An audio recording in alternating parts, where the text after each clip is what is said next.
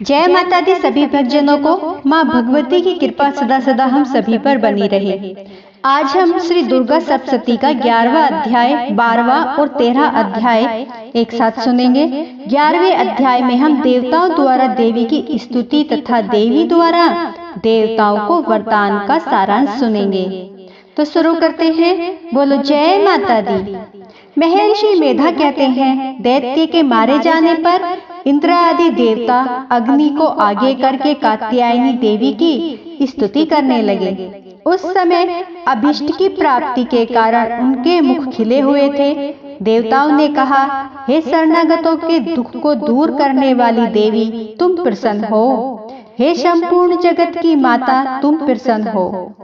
विंध्येश्वरी, तुम विश्व की रक्षा करो, क्योंकि तुम इस चर और अचर की ईश्वरी हो। हे देवी, संपूर्ण जगत की आधार रूप हो, क्योंकि तुम पृथ्वी रूप में भी स्थित हो और अत्यंत पराक्रम वाली देवी हो। तुम विष्णु की शक्ति हो और विश्व की बीज परम माया हो, और तुमने ही संपूर्ण जगत को मोहित कर रखा है। तुम्हारे प्रसन्न होने पर ही यह पृथ्वी मोक्ष को प्राप्त होती है।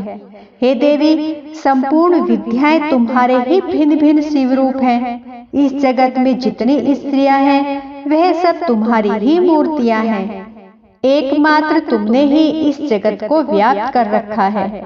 तुम्हारी स्तुति किस प्रकार हो सकती है, क्योंकि तुम परम बुद्धि रूप हो और संपूर्ण प्राणी रूप, स्वर्ग और मुक्ति देने वाली हो। अतः इसी रूप में तुम्हारी स्तुति की गई है। तुम्हारी स्तुति के लिए इससे बढ़कर और क्या युक्तियां हो सकती हैं। संपूर्ण जनों के हृदय में बुद्धि रूप होकर निवास करने वाली, स्वर्ग तथा मोक्ष प्रदान कराने वाली नारायणी देवी, तुमको नमस्कार है। कालाकाष्ठा आदि रूप में अवस्थाओं को परिवर्तन की ओर ले जाने वाली तथा प्राणियों का अंत करने वाली नारायणी, तुमको नमस्कार है। हे नारायणी, संपूर्ण मंगलों में मंगल रूप वाली, हे शिवे, हे संपूर्ण प्रियजनों को सिद्ध करने वाली, हे शरणागत वत्सला, 3 नेत्रों वाली गौरी, तुमको नमस्कार है। सृष्टि स्थिति तथा संहार की शक्तिभूता सनातनी देवी, गुणों का आधार तथा सर्व सुखमयी नारायणी, तुमको नमस्कार है। हे शरण में आए हुए शरणागतों, दीन दुखियों की रक्षा में तत्पर, संपूर्ण पीड़ाओं को हरने वाली, हे नारायणी, तुमको नमस्कार है। हे नारायणी, तुम ब्रह्माणी का रूप धारण करके हंसों से जुते हुए विमान पर बैठती हो तथा कूस से अभिमंत्रित जल छिड़कती रहती हो, तुम्हें नमस्कार है। माहेश्वरी रूप से त्रिशूल, चंद्रमा और सर्पों को धारण करने वाली, हे महावृषभ वाहन वाली नारायणी, तुम्हें नमस्कार है। मोरों तथा मुकुटों से घिरी रहने वाली, महाशक्ति को धारण करने वाली, हे कौमारी रूप धारणी निष्पाप नारायणी, तुम्हें नमस्कार है। हे शंख, चक्र, गदा, परशुराम, धनुष और आयुधों को धारण करने वाली वैष्णवी शक्ति रूपा नारायणी, तुम हम पर प्रसन्न हो, तुम्हें नमस्कार है। हे दांतों पर पृथ्वी धारण करने वाली वराह रूपिणी कल्याणमयी नारायणी, तुम्हें नमस्कार है। हे उग्र नरसिंह रूप से दैत्यों को मारने वाली, त्रिभुवन की रक्षा में संलग्न रहने वाली नारायणी, तुम्हें नमस्कार है। हे मस्तक पर किरीट और हाथ में महावज्र धारण करने वाली, सहस्त्र नेत्रों के कारण उज्ज्वल वृत्रासुर के प्राण हरने वाली इंद्रिय शक्ति, हे नारायणी, तुम्हें नमस्कार है। हे शिवदूती, शिवरूप के दैत्यों में महामद को नष्ट करने वाली, हे गौर रूप वाली, हे महाशब्द वाली, हे नारायणी, तुम्हें नमस्कार है। दाढ़ों के कारण विकराल मुख वाली, मुंडमाला से विभूषित मुंडमर्दिनी चामुंडा रूपा नारायणी, तुम्हें नमस्कार है। हे लक्ष्मी, लज्जा, महाविद्या, श्रद्धा, पुष्टि, स्वधा, ध्रुवा, महारात्रि तथा महाविद्या रूपा नारायणी, तुमको नमस्कार है।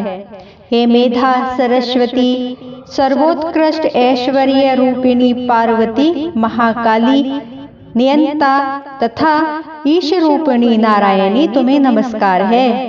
हे सर्वरूप सर्वेश्वरी, सर्वशक्ति युक्त देवी, हमारी भय से रक्षा करो, तुम्हें नमस्कार है। हे कात्यायनी, तीनों नेत्रों से भूषित यह तेरा सौम्य मुख सब तरह के डरों से हमारी रक्षा करे, तुम्हें नमस्कार है। हे भद्रकाली, ज्वालाओं के समान भयंकर, अति उग्र एवं संपूर्ण असुरों को नष्ट करने वाला तुम्हारा त्रिशूल हमें भय से बचाए, तुमको नमस्कार है। हे देवी, जो अपने शब्द से इस जगत को पूरित करके दैत्यों के तेज को नष्ट करता है, वह आपका घंटा इस प्रकार हमारी रक्षा करे जैसे कि माता अपने पुत्रों की रक्षा करती है। हे चंडिके, असुरों के रक्त तथा चर्बी से चर्चित जो आपकी तलवार है, वह हमारा मंगल करे, हम तुमको नमस्कार करते हैं। हे देवी, तुम जब प्रसन्न होती हो तो संपूर्ण रोगों को नष्ट कर देती हो, और जब रुष्ट हो जाती हो तो संपूर्ण वांछित मनोकामनाओं को नष्ट कर देती हो। जो मनुष्य तुम्हारी शरण में आते हैं उन पर कभी विपत्ति नहीं आती, बल्कि तुम्हारी शरण में गए हुए मनुष्य दूसरों को आश्रय देने योग्य हो जाते हैं। अनेक रूपों से बहुत प्रकार की मूर्तियों को धारण करके इन धर्मद्रोही असुरों को तुमने संहार किया है, वह तुम्हारे सिवा कौन कर सकता था। चतुर्दश विद्याएं, अष्ट शास्त्र और चारों वेद तुम्हारे ही प्रकाश से प्रकाशित हैं, उनमें तुम्हारा ही वर्णन है। और जहाँ राक्षस, विषैले सर्प, शत्रुगण है, वहाँ और समुद्र के बीच में भी तुम साथ रहकर इस विश्व की रक्षा करती हो। हे विश्वेश्वरी, तुम विश्व का पालन करने वाली विश्व रूपा हो, इसलिए संपूर्ण जगत को धारण करती हो। इसलिए ब्रह्मा, विष्णु, महेश की भी वंदनिया हो। जो भक्ति पूर्वक तुमको नमस्कार करते हैं वह विश्व को आश्रय देने वाले बन जाते हैं। हे देवी, तुम प्रसन्न हो और असुरों को मारकर जिस प्रकार हमारी रक्षा की है, ऐसे ही हमारे शत्रुओं से सदा हमारी रक्षा करती रहो। संपूर्ण जगत के पाप नष्ट कर दो और पापों तथा उनके फल स्वरूप होने वाली महामारी आदि बड़े बड़े उपद्रवों को शीघ्र ही दूर कर दो। विश्व की पीड़ा को हरने वाली देवी, शरण में पड़े हुओं पर प्रसन्न हो। त्रिलोक निवासियों की पूजनीय परमेश्वरी, हम लोगों को वरदान दो। देवी ने कहा, हे देवताओं, मैं तुमको वर देने को तैयार हूँ। आपकी जैसी इच्छा हो वैसा वर मांग लो, मैं तुमको दूंगी। देवताओं ने कहा, हे सर्वेश्वरी त्रिलोकी के निवासियों की समस्त पीड़ाओं को तुम इस प्रकार हरती रहो और हमारे शत्रुओं को इसी प्रकार नष्ट करती रहो। देवी ने कहा, वैवस्वत मनवंतर के 28वें युग में 2 और महाअसुर शुंभ और निशुंभ उत्पन्न होंगे। उस समय मैं नंद गोप के घर से यशोदा के घर से उत्पन्न होंगी। विंध्याचल पर्वत पर शुंभ और निशुंभ का संहार करूंगी। फिर अत्यंत भयंकर रूप से पृथ्वी पर अवतीर्ण होकर मैं नामक दानवों का नाश करूंगी। उन भयंकर महाअसुरों का भक्षण करते समय मेरे दांत अनार पुष्प के समान लाल होंगे। इसके पश्चात स्वर्ग में देवता तथा पृथ्वी पर मनुष्य मेरी स्तुति करते हुए मुझको रक्त दंतिका कहेंगे। फिर जब 100 वर्षों तक वर्षा न होगी तो मैं ऋषियों के स्तुति करने पर आयोनिज नाम से प्रकट होंगी और अपने 100 नेत्रों से ऋषियों की ओर देखूंगी। अतः मनुष्य शताक्षी के नाम से मेरा कीर्तन करेंगे। उसी समय मैं अपने शरीर से उत्पन्न हुए प्राणों की रक्षा करने वाले शाकों द्वारा सब प्राणियों का पालन करूंगी और तब इस पृथ्वी पर शाकंभरी के नाम से विख्यात होंगी। और इसी अवतार में मैं दुर्ग नामक महाअसुर का वध करूंगी और इसमें मैं दुर्गा देवी के नाम से प्रसिद्ध होंगी। इसके पश्चात जब मैं भयानक रूप धारण करके हिमालय निवासी ऋषियों, महर्षियों की रक्षा करूंगी, तब भीमा देवी के नाम से विख्याति होगी। और जब फिर अरुण नामक असुर तीनों लोगों को पीड़ित करेगा, तब मैं असंख्य भ्रमरों का रूप धारण करके उस महादैत्य का वध करूंगी। तब स्वर्ग में देवता और मृत्यु लोक में मनुष्य मेरी स्तुति करते हुए मुझे भ्रामरी नाम से पुकारेंगे। इस प्रकार जब जब पृथ्वी राक्षसों से पीड़ित होगी, तब तब मैं अवतरित होकर शत्रुओं का नाश करूंगी। तो बोलो जय माता दी। तो दोस्तों, ये अध्याय हमारा यहीं पर समाप्त होता है। अब हम 12वां अध्याय सुनेंगे। इसमें हम दैवी के चरित्रों के पाठ का महात्म्य का सारांश सुनेंगे। तो बोलो जय माता दी। देवी बोली, हे देवताओं, जो पुरुष इन स्तोत्रों को एकाग्रचित होकर मेरी स्तुति करेगा, उसके संपूर्ण कष्टों को निसंदेह हर लूंगी। मधुकेटव के नाश, महिषासुर के वध और शुंभ तथा निशुंभ के वध की जो मनुष्य कथा कहेंगे, मेरे महात्म्य को अष्टमी, चतुर्दशी, नवमी के दिन एकाग्रचित्त से भक्ति पूर्वक सुनेंगे, उनको कभी कोई पाप न रहेगा। पाप से उत्पन्न हुई विपत्ति भी उनको न सताएगी। उनके घर में दरिद्रता न होगी और न उनके प्रियजनों का बिछोह होगा। उनको किसी प्रकार का भय न होगा। इसलिए प्रत्येक मनुष्य को भक्ति पूर्वक मेरे इस कल्याणकारक महात्म्य को सदा पढ़ना और सुनना चाहिए। मेरा यह महात्म्य महामारी से उत्पन्न हुए संपूर्ण उपद्रवों को एवं 3 प्रकार के उत्पातों को शांत कर देता है। जिस घर व मंदिर में या जिस स्थान पर मेरा यह स्तोत्र विधि पूर्वक पढ़ा जाता है, उस स्थान का मैं कभी त्याग नहीं करती। वहाँ सदा मेरा निवास रहता है। बलिदान, पूजा, होम तथा महोत्सवों में मेरा यह चरित्र उच्चारण करना तथा सुनना चाहिए। ऐसा हवन या पूजन मनुष्य जानकर या बिना जाने करे, मैं उसे तुरंत ग्रहण कर लेती हूँ। और शरत काल में प्रत्येक वर्ष जो महापूजा की जाती है, उनमें मनुष्य भक्ति पूर्वक मेरा यह महात्म्य सुनकर सब विपत्तियों से छूट जाता है और धन, धान्य तथा पुत्र आदि से संपन्न हो जाता है। और मेरे इस महात्म्य व कथाओं इत्यादि को सुनकर मनुष्य निर्भय हो जाता है और महात्म्य के श्रवण करने वालों के शत्रु नष्ट हो जाते हैं तथा कल्याण की प्राप्ति है और उनका कुल आनंदित हो जाता है। सब कष्ट शांत हो जाते हैं तथा भयंकर स्वप्न दिखाई देना और घरेलू दुख इत्यादि सब मिट जाते हैं। बाल ग्रहों में ग्रसित बालकों के लिए यह मेरा महात्म्य परम शांति देने वाला है। मनुष्यों में फूट पड़ने पर यह भली भांति मित्रता करवाने वाला है। मेरा महात्म्य मनुष्य को मेरी जैसी सामर्थ्य की प्राप्ति कराने वाला है। पशु, पुष्प, आर्ध्य, धूप, गंध, दीपक इत्यादि सामग्रियों द्वारा पूजन करने से, ब्राह्मण को भोजन करा के, हवन करके, प्रतिदिन अभिषेक करके, नाना प्रकार के भोगों को अर्पण करके और प्रत्येक वर्ष दान इत्यादि करके जो मेरी आराधना की जाती है, और उससे मैं जैसी प्रसन्न हो जाती हूँ, वैसी प्रसन्न मैं इस चरित्र के सुनने से हो जाती हूँ। वह महात्म्य श्रवण करने पर पापों को हर लेता है तथा आरोग्य प्रदान करता है। मेरा प्रादुर्भाव का कीर्तन दुष्ट प्राणियों से रक्षा करने वाला है, युद्ध में दुष्ट दैत्यों का संहार करने वाला है। इसके सुनने से मनुष्य को शत्रुओं का भय नहीं रहता। हे देवताओं, तुमने जो मेरी स्तुति की है अथवा ब्रह्मा जी ने जो मेरी स्तुति की है, वह मनुष्य को कल्याणमयी बुद्धि प्रदान करने वाली है। वन में सुने मार्ग में अथवा दानवा दल से घिरे जाने पर, वन में चोरी से घिरा हुआ या शत्रुओं द्वारा पकड़ा हुआ, जंगल में सिंहों से, व्याघ्रों से या जंगली हाथियों द्वारा पीछा किया हुआ, राजा के क्रुद्ध हो जाने पर मारे जाने के भय से, समुद्र में नाव के डगमगाने पर, भयंकर युद्ध में फंसा होने पर, किसी भी प्रकार की पीड़ा से पीड़ित, घोर बाधाओं से दुखी हुआ मनुष्य मेरे इस चरित्र को स्मरण करके संकट से मुक्त हो जाता है। मेरे प्रभाव से सिंह, चोर या शत्रु इत्यादि दूर भाग जाते हैं और पास नहीं आते।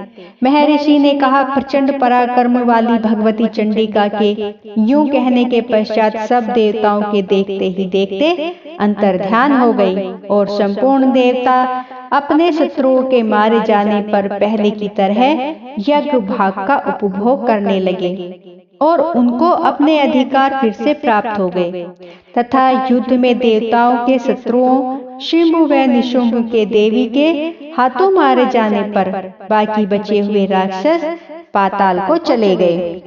हे राजन, इस प्रकार भगवती अंबिका नित्य होती हुई भी बार बार प्रकट होकर इस जगत का पालन करती है, इसको मोहित करती है, जन्म देती है और प्रार्थना करने पर समृद्धि प्रदान करती है। हे राजन, भगवती ही महाप्रलय के समय महामारी का रूप धारण करती है और वही संपूर्ण ब्रह्मांड में व्याप्त है और वही भगवती समय समय पर महाकाली तथा महामारी का रूप बनाती है और स्वयं अजन्मा होती हुई भी सृष्टि के रूप में प्रकट होती है। वह सनातनी देवी प्राणियों का पालन करती है और वही मनुष्य के अभ्युदय के समय घर में लक्ष्मी का रूप बनकर स्थित हो जाती है तथा अभाव के समय दरिद्रता बनकर विनाश का कारण बन जाती है। पुष्प, धूप और गंध आदि से पूजन करके उसकी स्तुति करने से वह धन एवं पुत्र देती है और धर्म में शुभ बुद्धि प्रदान करती है। तो बोलो जय माता दी। दोस्तों, आज हमारा 12वां अध्याय यहीं पर समाप्त होता है। अब हम 13वां अध्याय सुनेंगे। इसमें हम राजा सुरथ और वैश्य को देवी का वरदान का सारांश सुनेंगे। तो शुरू करते हैं। बोलो जय माता दी। महर्षि मेधा ने कहा, हे राजन, इस प्रकार देवी के उत्तम महात्म्य का वर्णन मैंने तुमको सुनाया। जगत को धारण करने वाली इस देवी का ऐसा ही प्रभाव है। वही देवी ज्ञान को देने वाली है और भगवान विष्णु की इस माया के प्रभाव से तुम और यह वैश्य तथा अन्य विवेक जीव मोहित होते हैं और भविष्य में मोहित होंगे। हे राजन, तुम इसी परमेश्वरी की शरण में जाओ। यही भगवती आराधना करने पर मनुष्य को भोग, स्वर्ग तथा मोक्ष प्रदान कराती है। मार्कंडेय जी ने कहा, महर्षि मेधा की यह बात सुनकर राजा सुरथ ने उन उग्र व्रत वाले ऋषि को प्रणाम किया और राज्य के छिन जाने के कारण उसके मन में अत्यंत ग्लानि हुई और वह राजा तथा वैश्य तपस्या के लिए वन को चले गए और नदी के तट पर आसन लगाकर भगवती के दर्शनों के लिए तपस्या करने लगे। दोनों ने नदी के तट पर देवी की मूर्ति बनाई और पुष्प, धूप, दीप तथा हवन द्वारा उनका पूजन करने लगे। पहले उन्होंने आहार को कम कर तपस्या की, फिर बिल्कुल निराहार रहकर भगवती में मन लगाकर एकाग्रता पूर्वक उनकी आराधना करने लगे। वह दोनों अपने शरीर के रक्त से देवी की बलि देते हुए 3 वर्ष तक लगातार भगवती की आराधना करते रहे। 3 वर्ष के पश्चात जगत का पालन करने वाली चंडिका ने उनको प्रत्यक्ष दर्शन देकर देवी बोली, हे राजन तथा अपने कुल को प्रसन्न करने वाले वैश्य, तुम जिस वर की इच्छा रखते हो वह मुझसे मांगो। वह वर मैं तुमको दूंगी क्योंकि मैं तुम पर अत्यंत प्रसन्न हूँ। मार्कंडेय जी कहते हैं, यह सुन राजा ने अगले जन्म में नष्ट न होने वाला अखंड राज्य और इस जन्म में बलपूर्वक अपने शत्रु को नष्ट करने के पश्चात अपना पुनः राज्य प्राप्त करने के लिए भगवती से वरदान मांगा।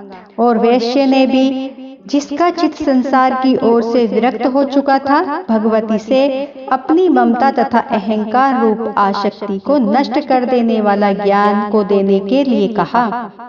देवी ने कहा, हे राजन, तुम शीघ्र ही अपने शत्रुओं को मारकर पुनः अपना राज्य प्राप्त कर लोगे। तुम्हारा राज्य स्थिर रहने वाला होगा। फिर मृत्यु के पश्चात आप सूर्य देव के अंश से जन्म लेकर सार्वणिक मनु के नाम से इस पृथ्वी पर ख्याति को प्राप्त होगे। हे वैश्य, कुल में श्रेष्ठ, आपने जो मुझसे वर मांगा है वह आपको देती हूँ। आपको मोक्ष को देने वाले ज्ञान की प्राप्ति होगी। मार्कंडेय जी कहते हैं, इस प्रकार उन दोनों को मनोवांछित वर प्रदान कर तथा उनसे अपनी स्तुति सुनकर भगवती अंतर्ध्यान हो गई और इस प्रकार क्षत्रियों में श्रेष्ठ वह राजा सुरथ भगवान सूर्य देव से जन्म लेकर इस पृथ्वी पर सार्वनिक मनु के नाम से विख्यात हुए। श्री दुर्गा सप्तशती पाठ आज हमारा यहीं पर समाप्त होता है। तो बोलो जय माता दी। दोस्तों, आज हमारा ये अध्याय श्री दुर्गा सप्तशती पाठ के संपूर्ण अध्याय यहीं पर समाप्त होते हैं। मेरी वीडियो आपको पसंद आई हो तो प्लीज लाइक, सब्सक्राइब, शेयर जरूर करें और कमेंट बॉक्स पर जय माता दी का जयकारा जरूर लगाएं। तो बोलो जय माता दी।